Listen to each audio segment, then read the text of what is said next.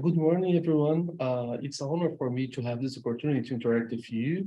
My presentation today is talking about translanguaging for inclusion and social justice in Brazil, dialogues and views from the Global South. My name is Kleber Aparecido da Silva. I'm from Barretos, São Paulo. This city, many people knows Barretos like Rodeo City. It's pretty much the same of Texas cities. I'm from Barretos, São Paulo, but at this moment I'm an associate professor at the University of Brasilia, and it's an honor for me to be here with you in the Stanford University. And I'd like to start my presentation to special thanks for academic partnership, Lemon Center. It's an honor for me to have you like a partner here to enjoy it, to interact. It's so great for me. Thank you, Professor of the scholars from this center, Eric, David, and Carnot. I'd like to thank you, the Charmin inspiring Christian Antunes. I'd like to share this picture, this photo, for thanks. And you, the activist family and the Lemon Center in the Stanford University, you inspired me, to continue to develop research in our area. My friendship. My family. I'd like to thank my family. I'd like to thank for my friends here too. And this picture symbolizes my PhD and postdoctoral students at the University of Brasilia, in Bahia, and Tocantins. It is my nephew in my heart. And this photo symbolizes how it is important, the children for me there, okay? Well, in my group at the University of Brasilia, I have a QR code here if you want an after to connect or to have more information about my group there in Brasília, you can connect in this QR code, Grupo de Estudos Críticos e Avançados em Linguagem at the University of Brasília, and in our channel in the YouTube, Prof. Formação. In this channel, in this Grupo de Estudos, you have the information that you produce in Brazil. Okay. Well, my post-PhD supervisor will be here too, Renilde Dias from Federal University of Minas Gerais. She will connect in short time. Another supervisor from University of Geneva, Joaquim Dolls, will connect in this moment in Switzerland. And Lekete Makalela, another supervisor in the post-PhD in Africa, will connect in short time. In this moment, I believe that they will connect. Well, to begin my presentation, of course, that in this center, Paulo Freire inspired us.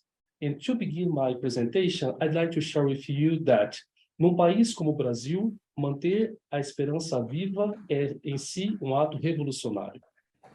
And on the other hand, to act it in our society, the education is so important in our society. I defend Paulo Freire inspired me. I had the opportunity to interact with him. I was a student of him. Of course, that Paulo Freire inspired me, to develop research in our area.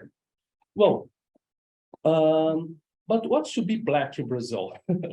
I admire Milton Santos, geography, a great scholar from University of São Paulo. Milton Santos talking about it's so complicated in our society, especially in Brazil, to be or to become a Black there, because the people, the prejudice and the racism is the characteristics of our society there. My question is this: how can you experience or how to become a Black in my context? That's the question that I like to investigate it. Well, for this, in my presentation, I'd like to discussing the insurgent project for anti-racist teacher education program that leads to curriculum, disencapsulation, and transformative agents through translanguaging for inclusion and social justice. My intention in my presentation, it is to combine the project that I developed in Brazil and the project that I developed here in the Lemon Center. Well, I'd like to share my presentation in 3 parts. The first part, I'd like to discuss or to present some theories about translanguaging for inclusion and social justice. The second one, I'd like to combine translanguaging and language policies in Brazil. And after to have, I'd like to present some idea that I interact with the Professor Carnoy, the Professor Eric, and the Professor David. Some ideas that I develop in this moment with a network with academic here in Stanford University. And after, I'd like to finish with final words, not a final words, but it is to conclude. And I have 4 questions that I consider so important to discuss with our activist family. Okay, it is my intention to do it. Well, the first topic that I'd like to share with you, it is about translanguaging for inclusion and social justice, view for applied linguistics in the Global South. Well, the first topic that I consider so important, it is to define what's the Global South. The Global South, in accordance to Boaventura de Souza Santos, it is a complex geographical and geopolitical connotation.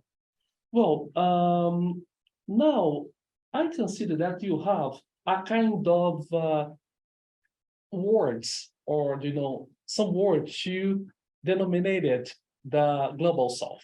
For example, the third developing marginalized areas around the world. The question that I consider so important, it is to listen the Global South. It is to understand what's the Global South, listen the voice of the Global South.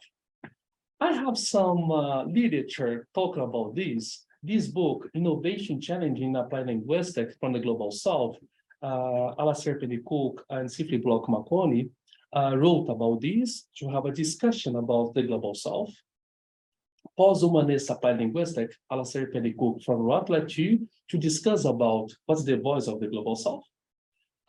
Global language and critical intercultural auras to talk about Manuela Guilherme about Global South.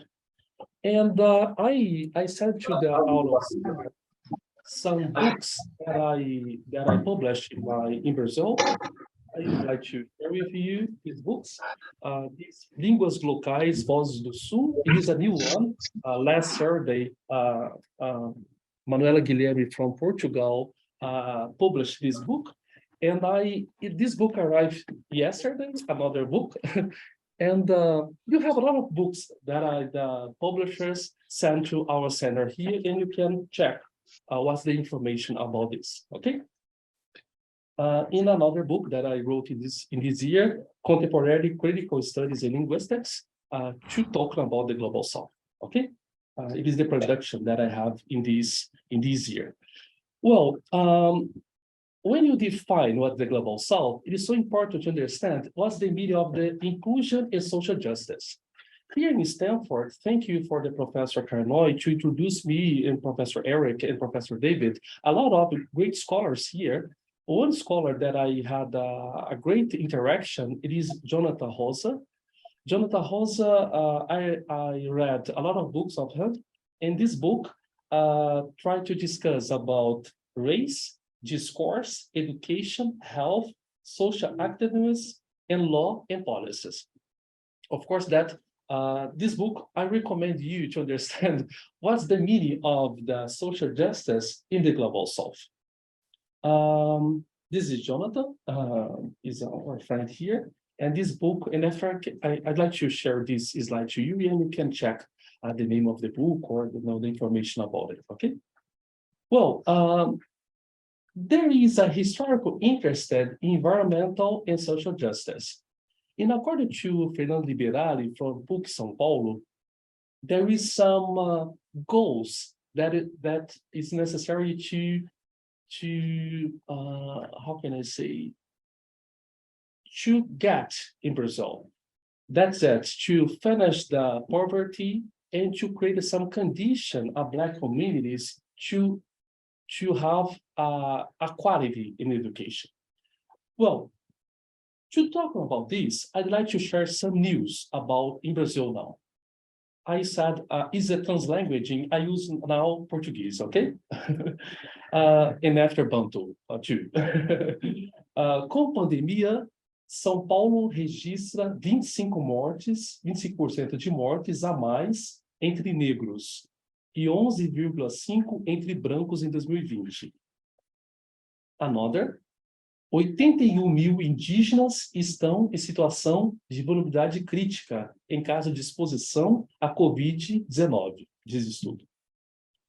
Com a fome, deixa 19 milhões de brasileiros vulneráveis à Covid. Não há sistema imune que resista. E today in Brazil now, this Black journalist has received attack in this morning in Brazil. Racismo. Jornalista negro da TV Globo é chamado de preto desgraçado. Now, in this morning. Well, my question is this: how do we act and deal with it? Well, of course, that is so important to rethink about our conception of inclusion and social justice in Brazil. But the one point that I consider so important, it is not to talk about the marginalized communities in Brazil. You need to listen to this community and permit this community to teach you. In Brazil, I developed research with a deaf person, indigenous, and Black refugees there. But my intention is not to create theories or epistemologies, ontologies about these communities, but I'd like to develop research with this community. Here in Stanford, I had the privilege, to understand about the situation in Oakland enrichment now in this moment. Now, I'm a part of this family, that, and to permit this community teach me what's the Black communities feel in the United States and so on. That is the point that I defend, because you have a lot of theories about, but I believe that you need to develop research with these communities.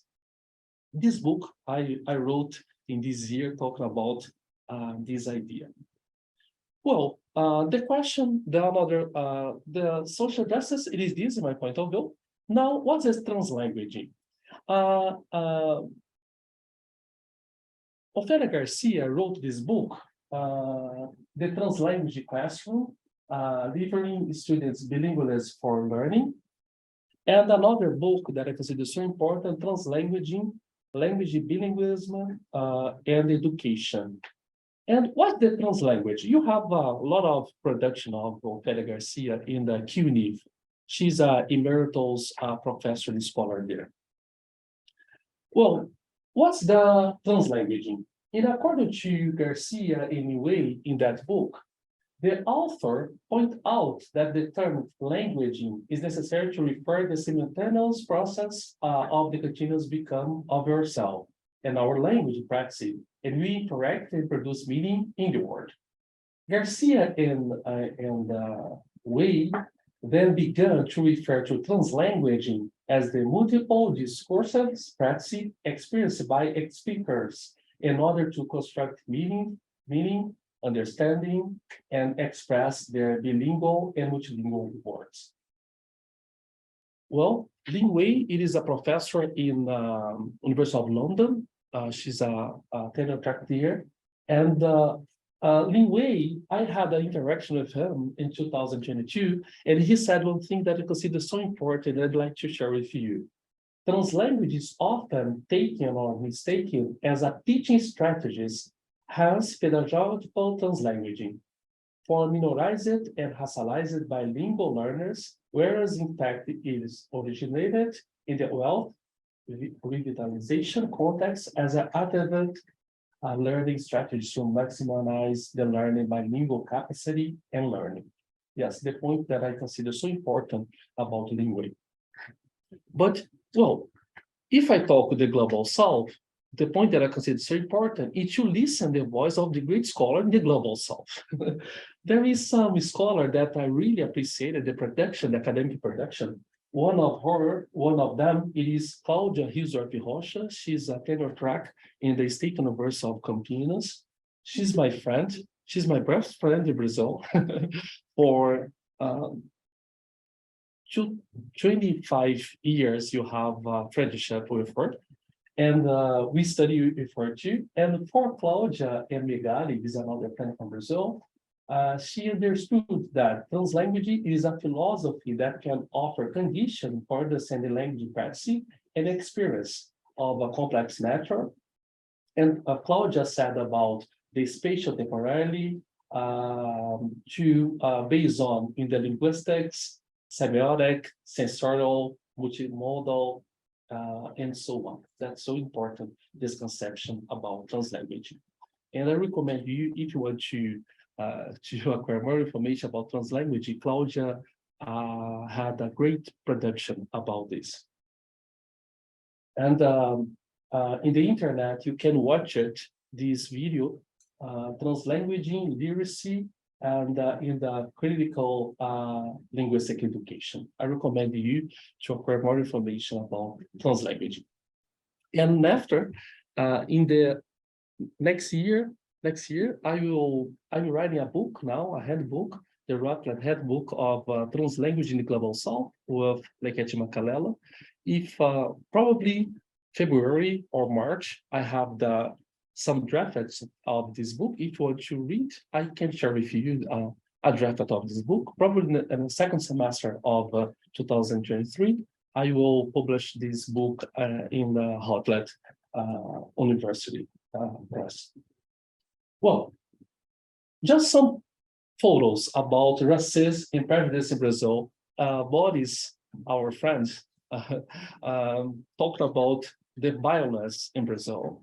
Now, I'd like just to show some photos symbolize the racism and prejudice in Brazil. This movement, I remember this movement when I was visit scholar in the Penn State. I was there in 2019, 2020. I was a been professor there, and I participated in this movement that I consider so important, defend Floyd, of course, that. Now, e se a gente fosse branco no Leblon, será que ainda a gente estaria desaparecido? Well, in Brazil, you have a kind of entertainment. In this entertainment, talking about the black communities like this. It is the Homens da Caverna. Or you have a lot of violence like João Alberto Silveira Freitas. Or some attack in the, what's the name of the singer? Seu Jorge. When Seu Jorge suffered this in this moment, 2 weeks ago, I believe that. And I had this bad experience in Brazil. For 2 times in this year, I suffering with a cybernetic attack with the politician in Brazil. Well, I'd like to share this experience because when you experience this, you're suffering a lot. And now it's motivating me, inspired me to continue to develop research about these marginalized communities in my country. That is so important. It is a 2 attack, some Brazilian, International Association of Linguistics to do a kind of letter, this against with the racism, you know? Talk about my skin, talk about my family, talk about my, it's so terrible, this. Well, I'd like to change this topic because it's terrible. Well, when I check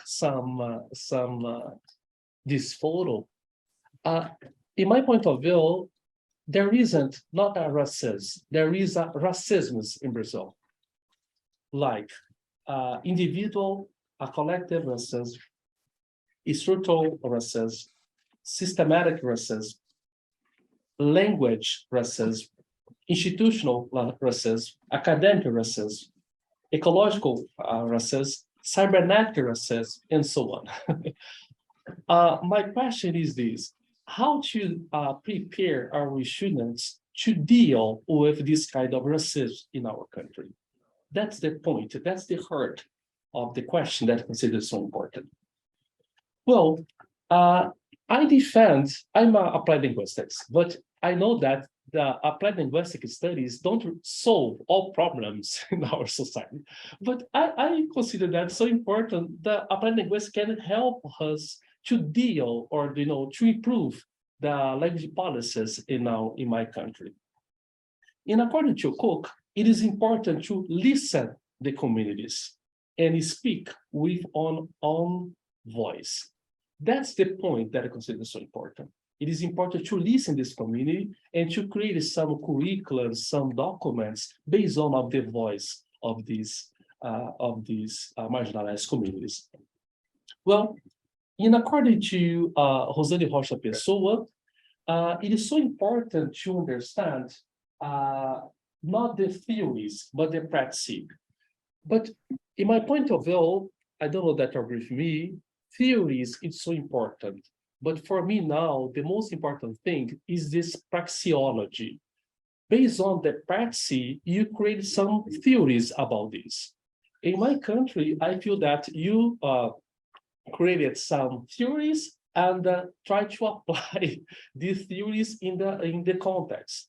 I'd like to research in the different point to try, to understand the practice, and based on the practice, create some theories. It's the praxeology that I consider so important.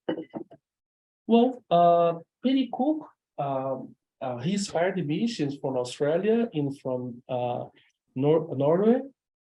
She talked about the critical applied linguistics to try to relate a different field of different academic knowledge and to try to produce some knowledge to engage the marginalized communities. Well, another thing that I consider so important, it is this: vidas negras realmente importam. I remember in one presentation, one person told me, Kleber, vidas brancas não importam também?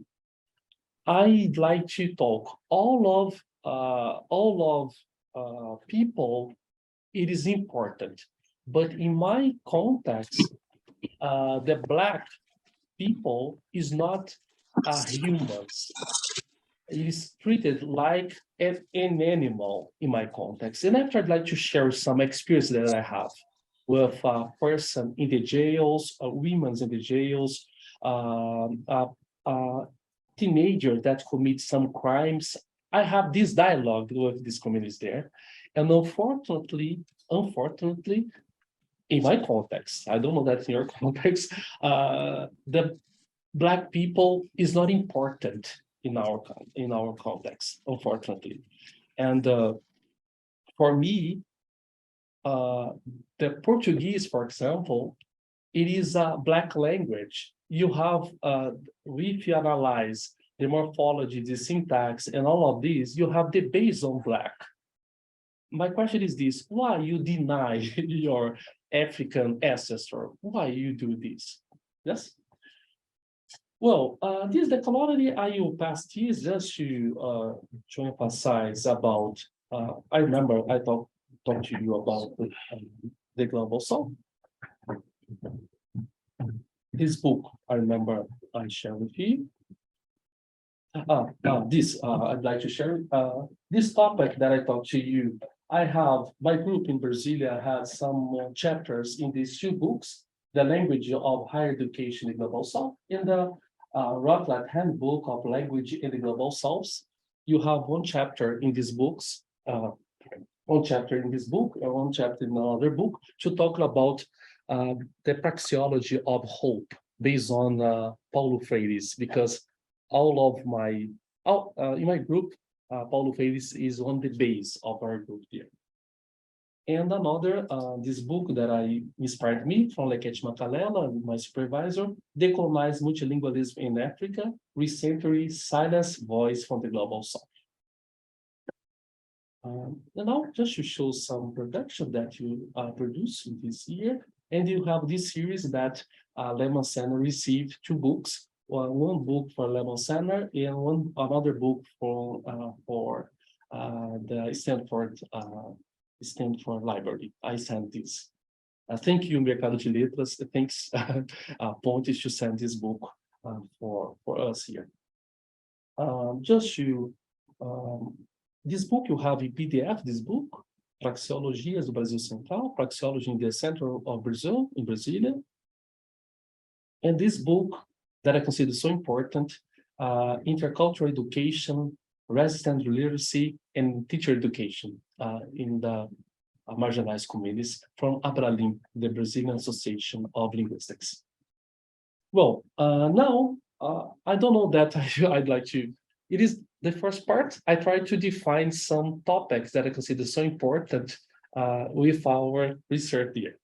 Now, translanguaging and language policies in Brazil, the second part.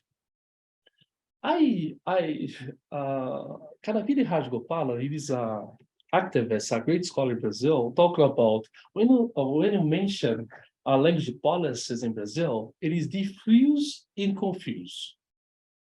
And I agree with him. Because I have a difficulty to understand why in a country like Brazil, there is just one language in the school. The Professor Carnoy, yesterday, you discussed about this, in Brazil, South Africa, United States. I have a difficulty why you just, to try to teach Portuguese in our country. And you have a 200 indigenous language there. You have a deaf language. Why don't create some strategies to include this language in our language policies? Well, these 4 questions in the end of my presentation, I'd like to discuss with you here in Stanford, and you by Zoom too. Okay. 4 questions that I'd like to discuss with you. The number 1, who are the author or actors and actress of these policies, especially with regard to race, equity, and inclusion? Who are these policy decisions made in Brazil in this context, in this moment? What's the role of the citizen is making these policies? How to build policies based on the engagement of different social groups and the discussion of what to privilege. I'd like to discuss, and after can be these 4 topics of this 4 questions with you. I'd like to listen to you about the experience that you have or the research that you developed here. Okay, I'm so excited to be here. Well, now I'd like to is the 4 topics that I'd like to talk to you. The number 3 is the critical language teacher education and the technology that I consider so important to talk about. Sábio Siqueira, it is a great scholar from the University of Bahia. He elicited some questions that consider so important to related with translanguaging and social justice in Brazil.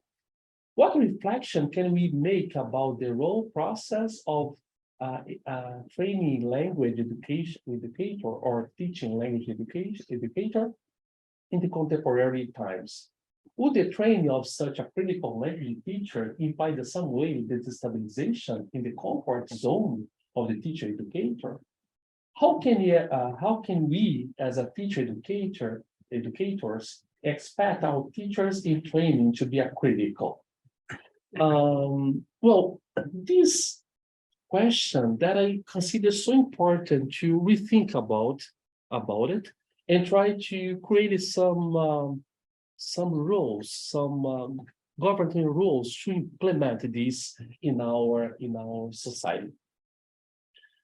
Catherine Walsh, it is so famous, the colonial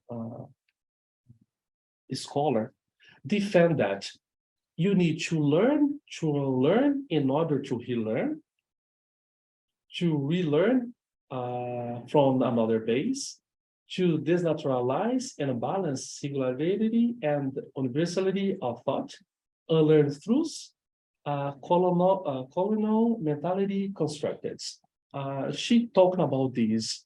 I try to rethink how to learn, to unlearn, in order to relearn. How can I do this based on with the result of this research? Well, now I talk about the Brazilian context, but my project, yesterday I received a letter to Spencer Foundation, approved by project here. I developed this in next year, in another year, to try to relate with the reality in Brazil, the reality in South Africa, and the reality in United States, especially here in California, in Oakland, and in Richmond, and try to to do a comparison. What kind of language policies you have here, what you have there in South Africa. I will travel to South Africa next year, and I talked to Professor Carlo yesterday. I will live in some schools there to have some experience of the teacher education, to listen to the students there, and so on. Okay. Now I'd like to share this video. It's a short video to talk about this reality in Africa. Okay. I will try to present to you now. Lekete Makalela is a dean in the Wits University, and he defends the topic that I defend too. Okay. Could you just briefly explain what is the current policy on writing exams in South Africa? Thank you, Sally, and good evening to the listeners. The policy of language in education policy for South Africa promotes multilingualism. It says that we should use more than one language for learning and teaching. That's the premise. However, in terms of practice at matric level and throughout the education system, only English and Afrikaans are used for accessing knowledge, that is, learning through those languages, as well as being assessed at matric level. So that, yes. Yeah, so I mean, that sounds on the face of it like quite a disadvantage if you're writing in your second or third language. Do you think, and my understanding of what the Basic Education Department is thinking of doing, is actually providing a mother tongue language copy, so that obviously you'd still write in the language you were taught in, but you would get a copy in your mother tongue to make it easier to understand? Am I understanding the proposals correctly? That is true.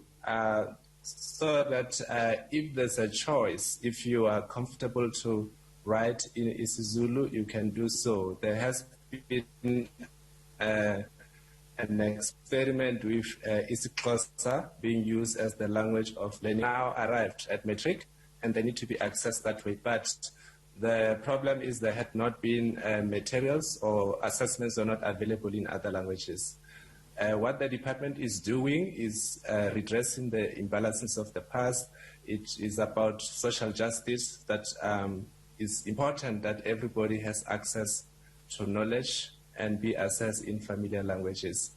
Though now it is a top-down approach. You start at matric level.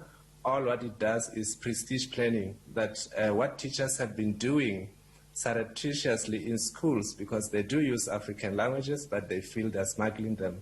Now it offers them an opportunity to do it more openly, because at the end you'd have a choice to be assessed in any of the languages that you're comfortable with. And you still have got English, you have got Afrikaans, you'll choose your home language or any of the languages that you're familiar with, just providing more access. So it sounds like a great idea. I would imagine it must be very difficult to write an exam, which is already stressful in a second language. It's something I've never had to do, you know, in terms of learning in French. You know you're learning that language. But are there disadvantages? Perhaps not. I'm thinking if a child is educated purely in their mother tongue, which isn't so spoken in the workplace, and we know that English is the dominant language in the workplace purely because it's an international language, could that disadvantage a learner if they've had mother tongue education right up to that point? To the contrary, it will it will provide massive opportunities for the learner to be creative, imaginative, and actually even be greater in using English for other purposes.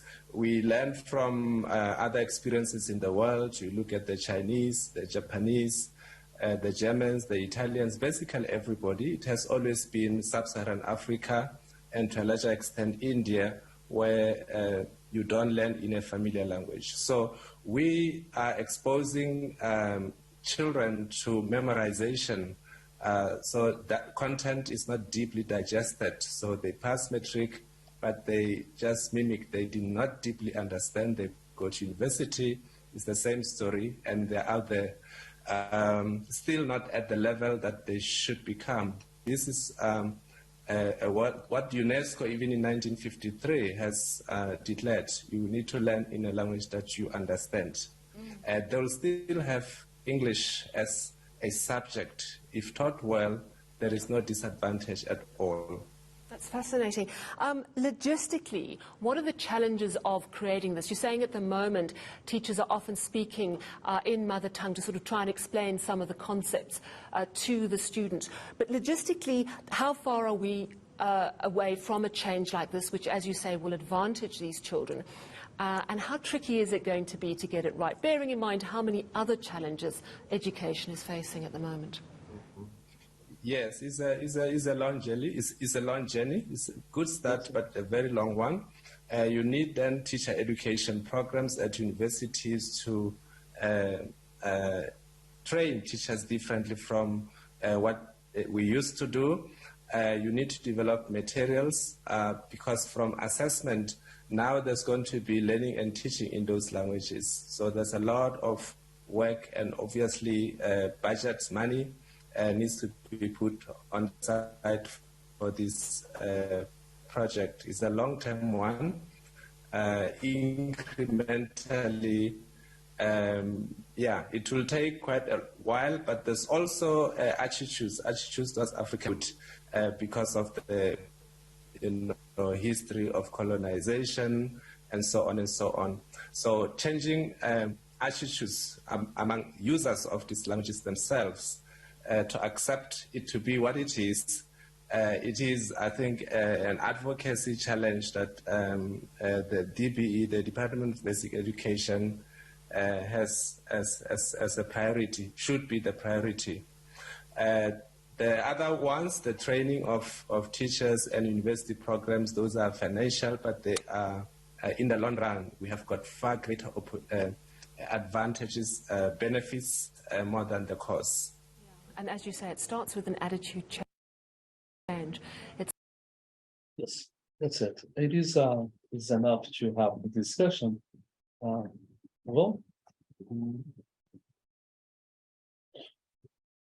Yes, that's it. Well, now I will conclude, and after I'd like to listen to you based on of these 4 questions that I'd like to discuss with you.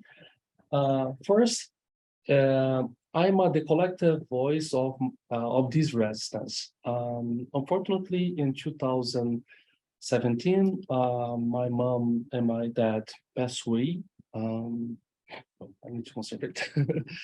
To be here, it is an honor for her. I'm sure that if they live in this moment, he is so happy with this opportunity that Lehman Center permit me, like a Black man, like a first person in my family, to have the opportunity to ingress at the university. I'd like to, I'm the collective voice of these residents. And I remember yesterday when I prepared this, last week that I prepared this presentation, I remember some sentence that my father talked to me about it. My mom and my dad always talk about this.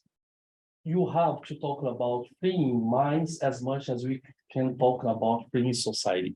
But my father and my mother don't have the opportunity to read Angela Davis because my father and my mother is not a scholar.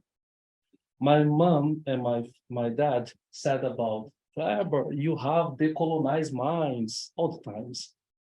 But my father and my mother don't have the opportunity to read the Ketchmakalela.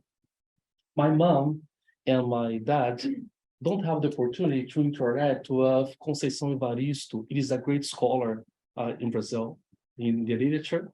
And I'm so happy now because I conquer one position at the University of São Paulo to be a researcher about her in Brazil now. We celebrate last Saturday with the activist family here. And Posição very sad. Our writing cannot be read as a bedtime story from those of the big house, but rather to disturb them and their injustices left. And my father talked about this. Well, and Patricia Hill Collins, that it is the scholar that I interact last week. You have a meeting with her here to help me to understand the intersectionality of epistemic oppression, resistance, that I consider so important. And to finish my presentation, I don't have time to talk about my project that I have in Europe here. And after the discussion, I'd like to talk to you. The project that I have and the Spencer Foundation. Yesterday, I received approved. Spencer Foundation approved this project, and Lemon Center approved to participate in this opportunity that I'd like to thanks. Well, 2 words under says University School. To finish now, to conclude, at the University Federal Institute School in Brazil, you have the University Institute School we want. How to decolonize the University Institute School in our context. I have some possible answers about this. To understand what Leila Gonzalez, what Milton Santos, and what Abdias Nascimento wrote, it's important to understand what's the production of these 3 Black scholars. And I consider it so important to understand what's the production of Capinguele Bunanga, Sueli Carneiro, and Jamila Ribeiro. I consider it so important to understand about the production of Simply Bloch Makoni from Zimbabwe. She's a professor in Penn State. Saliko Komafan from Congo. It is a professor in Chicago. And Finnick Dululuvu from Australia. He's African, but working in Australia. Didn't understand my point. It is not the voice of on geographical on the part, but different voice. It is so important. And to listen, this Black scholar like Saliko Ketchmakalela and a white scholar, Joaquim Dawes. This man is white. My discussion is not the skin. My discussion, it is the ideological, political.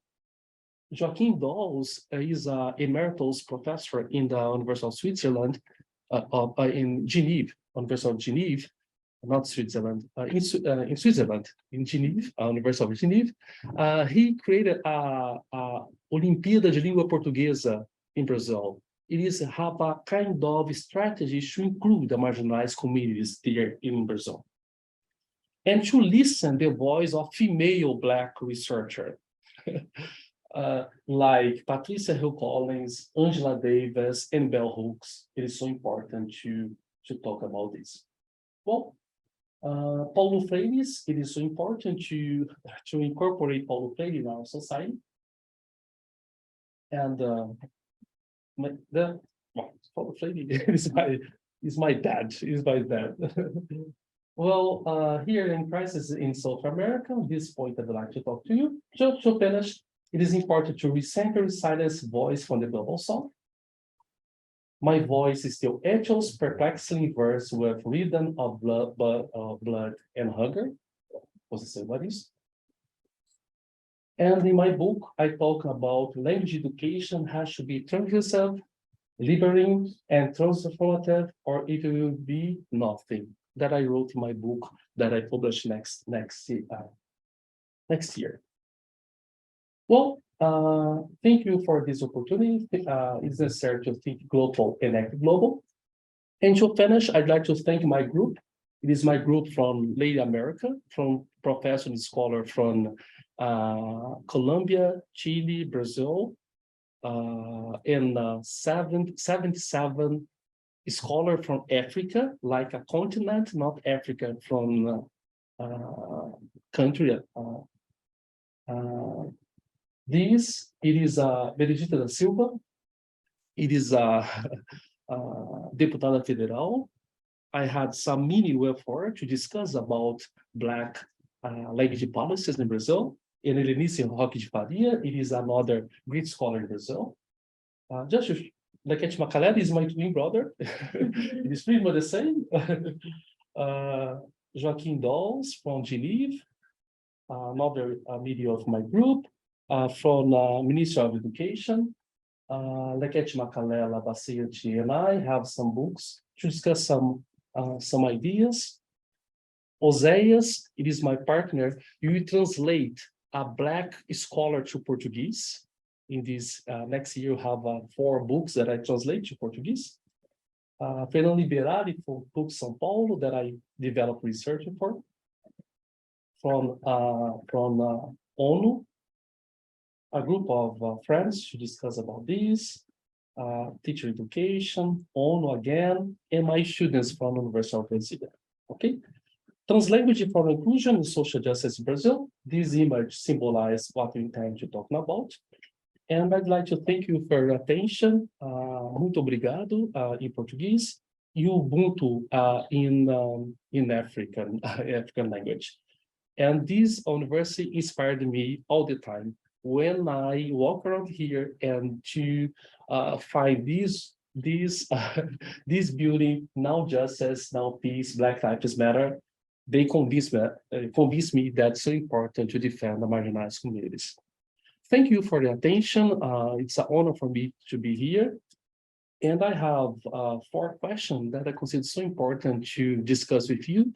And here is a learning event. Of course, that I try to show my research, and I'd like to learn with you. Well, thank you.